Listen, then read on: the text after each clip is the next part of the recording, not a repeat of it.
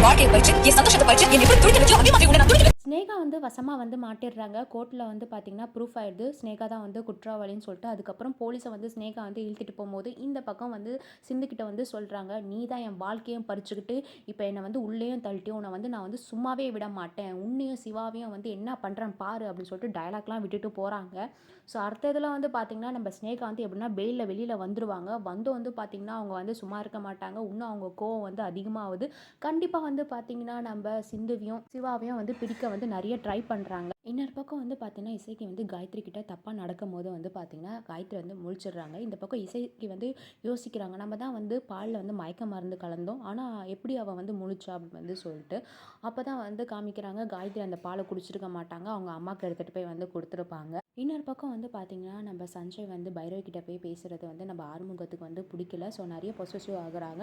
எப்படின்னா வந்து இந்த சஞ்சயை வந்து வீட்டுக்குள்ளே வராமல் இருக்க தடுக்கணும்னு சொல்லிட்டு நினைக்கிறாங்க. ஸோ இது மாதிரி அப்டேட்ஸ் தான் வந்து வரப்போகுது. தேங்க்யூ ஃபார் வாட்சிங். மறக்காமல் நம்ம சேனலை சப்ஸ்கிரைப் பண்ணிக்கோங்க.